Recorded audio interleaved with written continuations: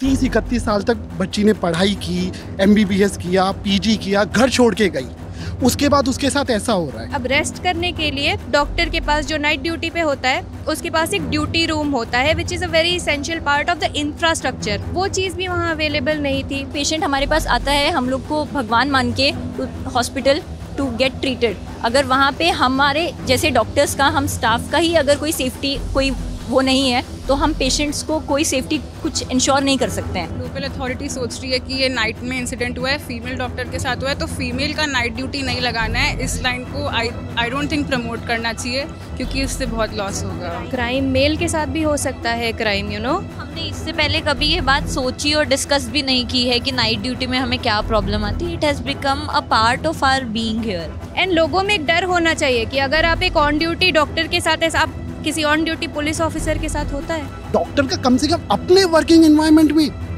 भाई अपने एरिया में तो इंसान सेफ हो। तो अगर आप CHC PHC पे डॉक्टर्स चाहते हो, आपको सबसे पहले तो मेडिकल कॉलेजेस सिक्योर करने पड़ेंगे। अपने हॉस्पिटल के अंदर सेफ नहीं हो, इससे शर्मनाक क्या होगा।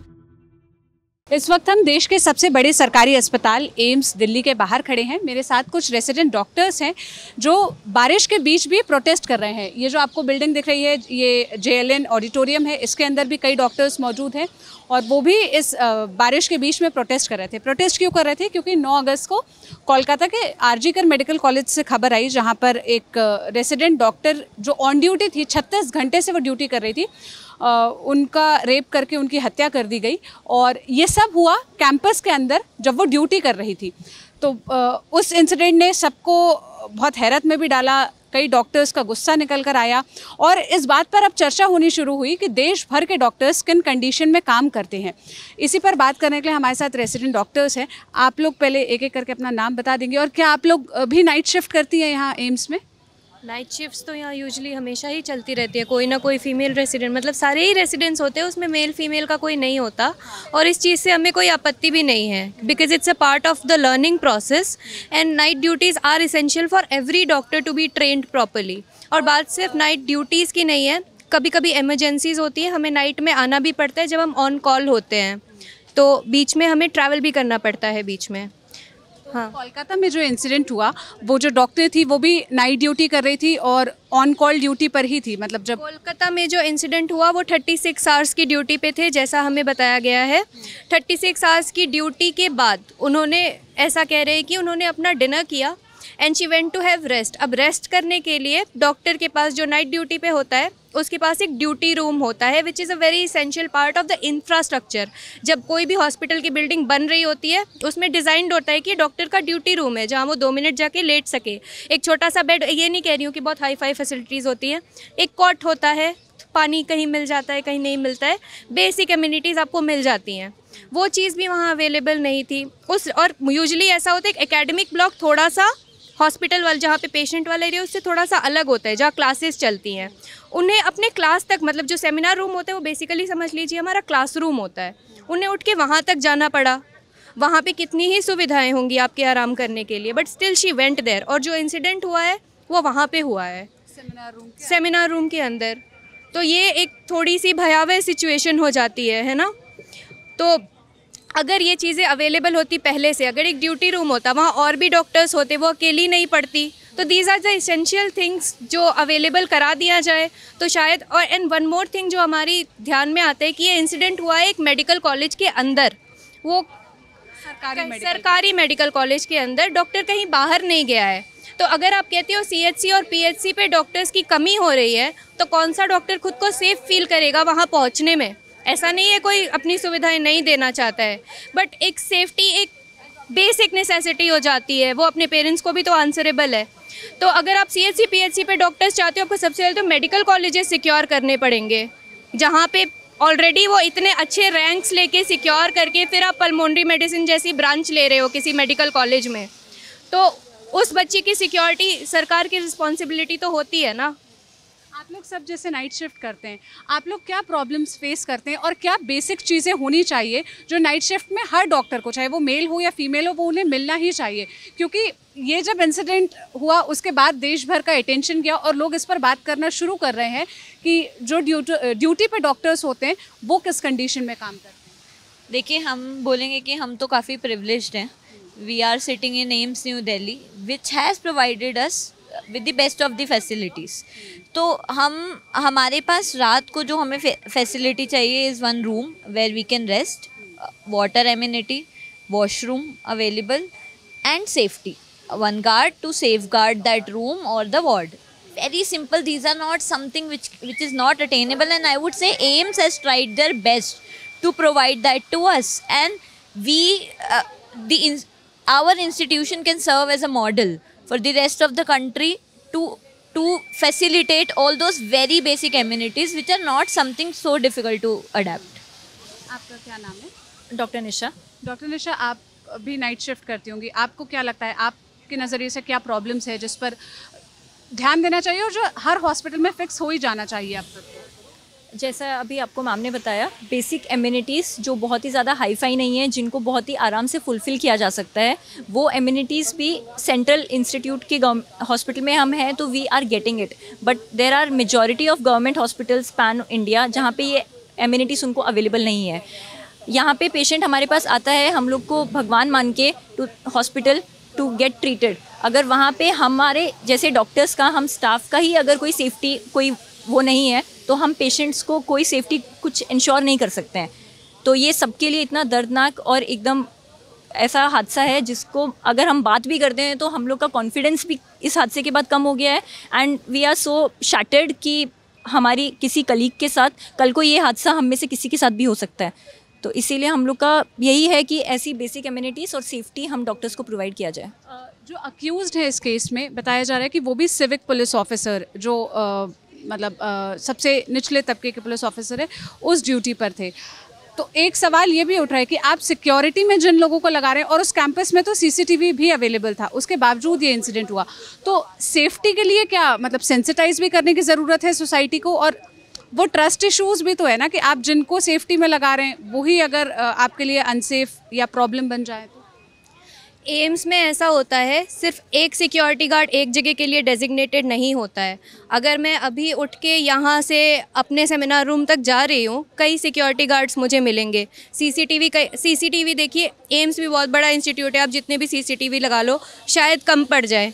सेंसिटाइजेशन तो बहुत ही ज़्यादा ज़रूरी है इस नज़रिए से अगर देखा जाए तो. एंड लोगों में एक डर होना चाहिए कि अगर आप एक ऑन ड्यूटी डॉक्टर के साथ ऐसा, आप किसी ऑन ड्यूटी पुलिस ऑफिसर के साथ होता है, किसी आप ऑन ड्यूटी डॉक्टर के साथ ऐसा कर रहे हो तो लोगों के मन में एक डर तो हो. और एक सेंसिटाइजेशन ज़रूरी है कि कोई 36 आवर्स की ड्यूटी करके आ रहा है, आप उसे कॉम्बैट भी सिखा दो, वो उस परिस्थिति में होगा कि वो फाइट कर सके, नहीं होगा. और मैं ये नहीं कह रही हूँ कि हम बिल्कुल परफेक्ट है, बट कंपैरेटिवली हम बहुत ही अच्छी सिचुएशन में हैं. तो कोई भी कॉलेज एटलीस्ट यहाँ से एक मॉडल तो ले सकता है कि यहाँ जैसे हो रहा है एटलीस्ट अपना बनाने की कोशिश करे. एक कोशिश करेंगे, वैसे धीरे धीरे चीज़ें बदल जाती है. और ये कोई बड़ी डिमांड नहीं है जो भी हम कर रहे हैं. जो सिचुएशन हुई है वो बहुत ग्रेव है, इससे ज़्यादा और क्या हो सकता है किसी बच्चे के साथ. और क्या जो नाइट शिफ्ट्स लगती है ये मोस्टली जूनियर डॉक्टर्स की ही लगती है या ऐसा नहीं है? ऐसा नहीं है, सबका इक्वल लगता है, ऐसा कुछ नहीं है. हाँ, कंसल्टेंट्स की भी लगती है. फैकल्टी की, हमारी डायरेक्टर नाइट में कितने देर तक काम करते रहते हैं. ऐसा कुछ नहीं है कि किसी का लगता है किसी का नहीं लगता है. नाइट ड्यूटी इज़ नॉट, जैसा आपको लग रहा हो कि it's a matter of discrimination, ऐसा कुछ नहीं है. Night duty is a normal part of the schedule, जैसे डे ड्यूटी है. तो it's very normal. Every doctor should know. ऐसा नहीं है कि फीमेल डॉक्टर्स की नाइट ड्यूटीज़ नहीं लगानी है, आगे हमारा ही लॉस होगा उसमें, बट हमें काम करना है विद प्रॉपर सेफ्टी मेजर्स. मतलब हमने इससे पहले कभी ये बात सोची और डिस्कस भी नहीं की है कि नाइट ड्यूटी में हमें क्या प्रॉब्लम आती है. It has become a part of our being here working and normally है, जैसे नॉर्मल है. बिल्कुल, हम लोग बस बेसिक सेफ्टी इंश्योर करना चाहते हैं क्योंकि हम day in day out on call भी, अगर हम लोग को कॉल आता है तो हम लोग टाइम भी नहीं देखते हैं, whether it is 2 AM 3 AM, and we just rush to the hospital to see the patients. तो अगर हम लोग अपना ड्यूटी इतने अच्छे से निभा रहे हैं तो हम लोग को बस एक रिवर्ट में, रेसिप्रोकेशन में सब कॉलेजेस में एक सेफ्टी चाहिए ताकि कोई भी डॉक्टर को रात में 2 3 4 बजे कभी भी आने में कोई हिचक ना हो. उनको पता रहेगा कि they are safe at least in the hospital and also outside. आपने एम्स की बात कर रहे हैं, आप मुझे यहाँ पर बताएंगे मतलब कौन सी ऐसी चीज़ें हैं जो अपार्ट फ्रॉम जैसा आपने बताया कि यहाँ पे ऑन कॉल ड्यूटी रूम्स है, यहाँ पर पानी और बाकी बेसिक एमिनिटीज़ है, सीसीटीवी है, अदर दैन दिस जो इस इंस्टीट्यूशन को बाकी जो सरकारी मेडिकल कॉलेजेस है उससे बहुत अलग बनाता है, मतलब वो कौन सी ऐसी चीज़ें 5 या 6 चीज़ें अगर आप लिस्ट आउट कर पाएँ जिस चीज़ को यहाँ से सीख के इम्प्लीमेंट किया जा सकता है? जैसे एम्स ने बहुत सारी कार्स प्रोवाइड कर रखी कि अगर कुछ बहुत दूर है, जैसे हमारा JP NATC भी है, ट्रॉमा सेंटर उधर है, तो अगर किसी को फैसिलिटी चाहिए, किसी कंसल्टेंट, रेसिडेंट डॉक्टर, तो उसको प्रोवाइड की जाती है यहाँ पे, वो अच्छा है। एक फ्री शटल होती है जो बहुत सारे किलोमीटर्स में घूमती रहती है, पेशेंट्स डॉक्टर्स कोई भी उसमें बैठ सकते हैं, तो वो भी एक अच्छा है। प्लस सिक्योरिटी गार्ड सिस्टम यहाँ पे बहुत अच्छा है, आपको हर मतलब 200-300 मीटर पे बहुत सारे सिक्योरिटी गार्ड्स मिल जाएंगे। सारे फंक्शनल CCTVs है यहाँ पर, CCTVs फंक्शनल है, चेक भी होते रहते हैं। इनफैक्ट ये जो इंसिडेंस हुआ उसके बाद हमसे पूछा भी गया है, कोई अगर स्पॉट तुम्हें ऐसा मिले जहाँ लाइट नहीं है या सिक्योरिटी गार्ड लगता है कि और चाहिए तो हमें इन्फॉर्म किया जाए। यहाँ से शटल्स की अगर कमी है तो हॉस्टल तक के लिए भी शटल्स चलाए जाएंगे। मतलब कहीं ना कहीं भले हम सिक्योर है बट फिर भी उन्हें रियलाइज़ तो हुआ कि और भी अगर सिक्योरिटी की ज़रूरत है तो हमें प्रोवाइड कर रहे हैं।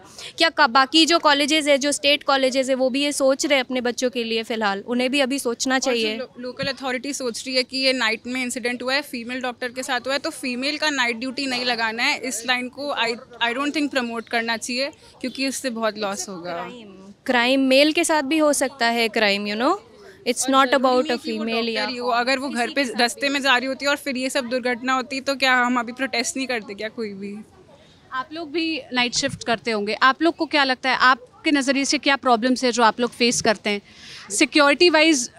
नॉट जस्ट ये, मतलब कई बार इमरजेंसी में हम देखते हैं कि लोग आउटरेज हो जाते हैं और वो गुस्सा डॉक्टर्स पर भी निकलता है। देखो, it's not about only females, वो तो सेम चीज़ मेल के साथ भी हो सकती है, and not even the patients, लेकिन सिक्योरिटी वाले भी मतलब हर जगह होने चाहिए, राइट? सो हम ऐसे जब नाइट ड्यूटी जब अलॉट होती है तब ऐसे तो देखते नहीं कि मेल्स की इतनी है, फीमेल्स की इतनी, इट इज़ ऑल इक्वल। सो हम जो शेड्यूल बनाते इस टाइम एवरीबडी इज़ इक्वल कि इतना ड्यूटी इसकी आएगी तो आएगी, मतलब कि अगर वो मेल है या फीमेल है उससे नहीं फ़र्क पड़ता, right? But security and light are the major concerns कि ऐसा कोई स्पॉट नहीं होना चाहिए जो कि जहाँ पर लाइट का इशू हो, जहाँ पर सिक्योरिटी का इशू हो, चाहे वो मेल हो चाहे फीमेल हो। फिर उसके बाद और मतलब रेस्ट रूम सबके लिए अवेलेबल? मैम इसके साथ ये भी है, जैसे आप ये कह रहे हैं, लखनऊ के अंदर कुछ दिन पहले एक एक्स HOD थे न्यूरोसर्जरी डिपार्टमेंट के, कुछ लोगों ने उनके साथ काफ़ी मारपीट की है, वीडियो काफ़ी लीक हुआ था। So it's not male female, it's about violence of any form and shape, and what was the action taken, has their ever any action taken? आप डॉक्टर को मार दिए, फिर ये हो गया इमोशनल हो गए थे इसलिए हमने मार दिया।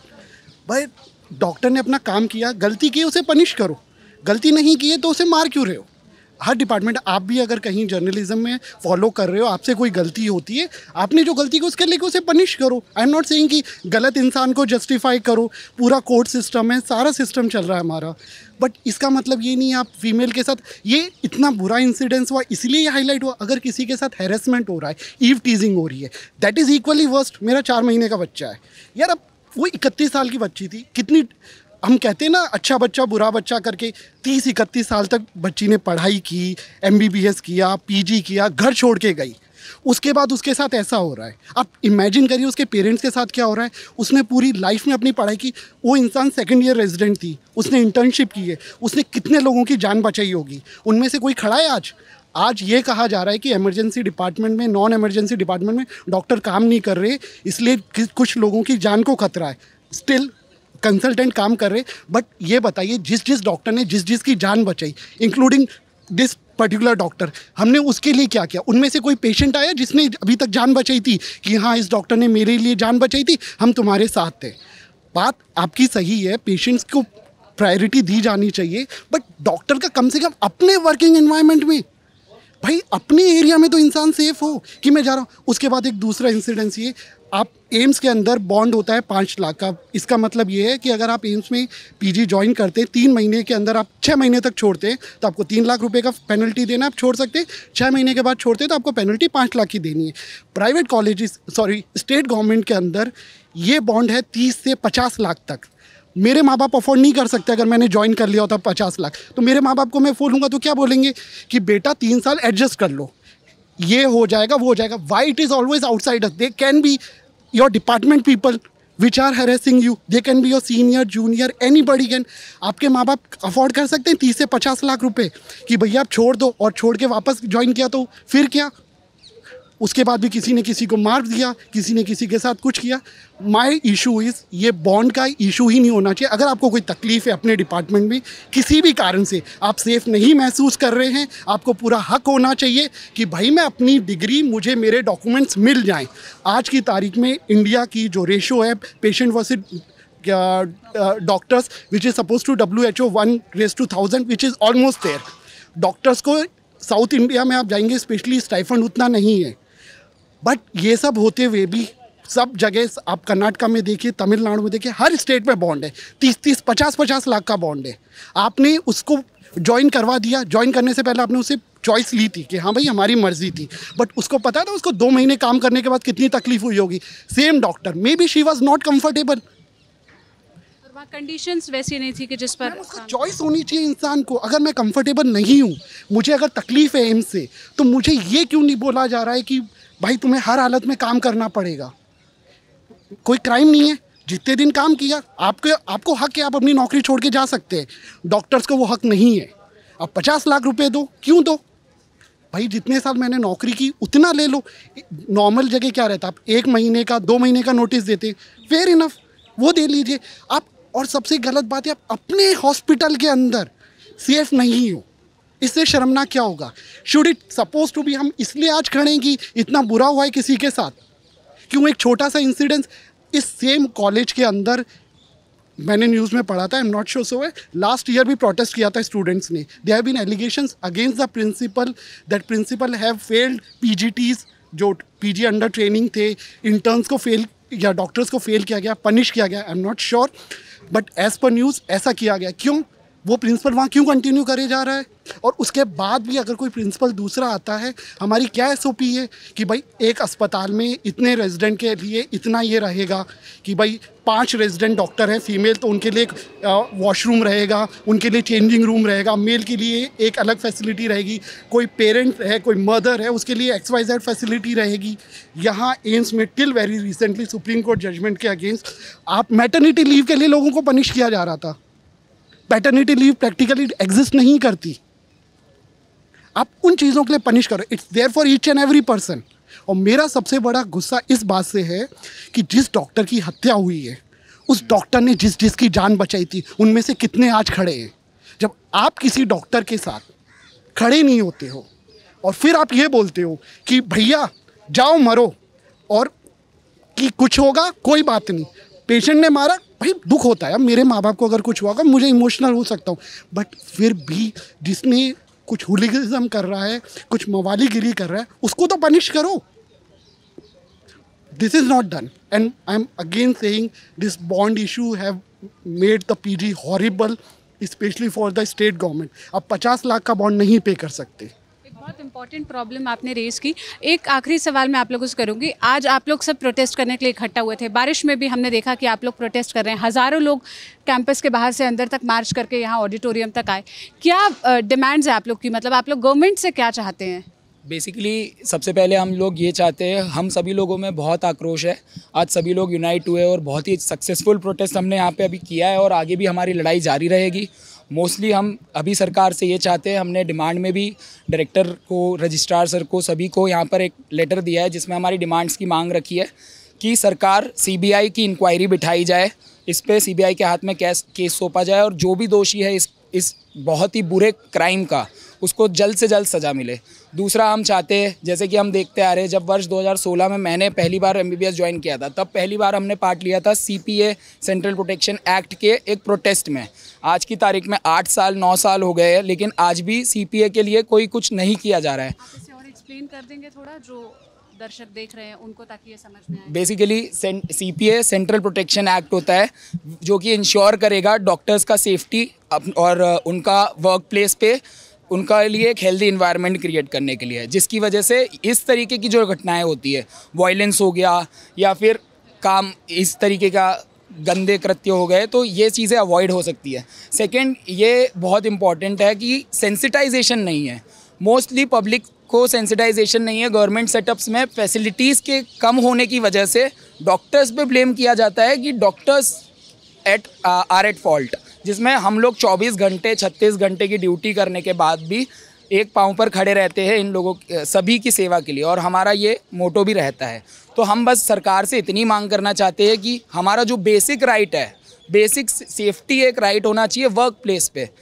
वर्क प्लेस अगर इन्वायरमेंट सेफ है तो we don't have any issues. बाकी भी आगे हम लोग बात करते आए हैं और इस पर आगे भी बात करते रहेंगे। आप भी कुछ ऐड करना चाहेंगे कि आप लोग की क्या डिमांड्स है गवर्नमेंट से? यही हमारी मेन डिमांड्स है। दो चीज़ें होती है, एक शॉर्ट टर्म में जो दोषी है उसे कड़ी सज़ा दी जाए, सीबीआई इंक्वायरी के ज़रिए ही ये पॉसिबल है ताकि निष्पक्ष हो सारी इंक्वायरी।